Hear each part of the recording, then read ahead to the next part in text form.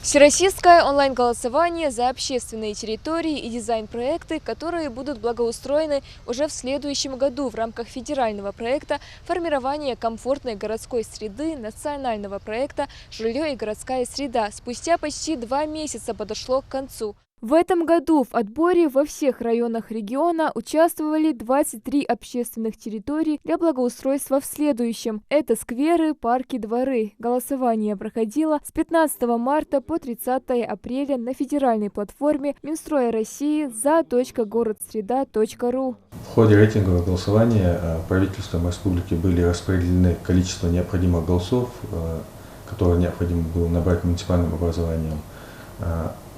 Самое большое количество голосов было отведено городу Назань, так как численность населения города Назань по республике больше всех.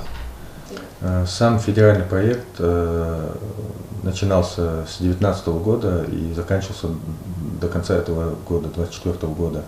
Но по указу президента Российской Федерации национальные проекты продлены до 2030 года. На сегодняшний день лимиты и средства по субъектам не определены, но планируется до конца текущего года установить новые лимиты федеральным центром для каждого региона. Отдать свой голос мог любой желающий старше 14 лет. В рейтинговом онлайн-голосовании участвовали все 9 муниципальных образований городов и районов республики. В общем, было выставлено 38 дизайн-проектов и 8 территорий. 3 дня с 15 по 17 республике был установлен показатель. Именно в эти 3 дня мы должны были собрать около 20 тысяч голосов, и этот же показатель нами был достигнут.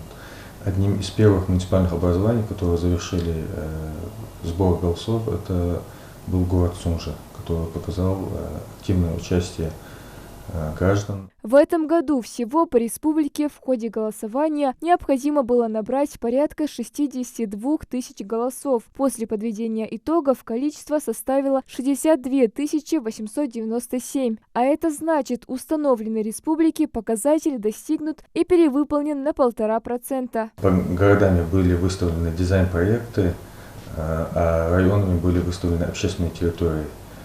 Так, в ходе рейтингового онлайн-голосования у нас планируется благоустроить в 2025 году 23 общественные территории. Так сказать, около 60 тысяч голосов мы собрали благодаря нашим волонтерам, которые нам предоставил ресурсный центр добровольчества по республике Ингушетия. За последние 5 лет в республике успешно реализуется проект комфортной городской среды. Уже благоустроено 240 общественных территорий в 9 муниципальных образованиях. В этом году также в регионе ведется работа в рамках федерального проекта. В текущем 2024 году у нас уже благоустраиваются 20 общественных территорий, которые были выбраны в ходе также рейтингового онлайн-голосования в 2023 году. Средства, выделенные на республику, в текущем году составляют около 127 миллионов.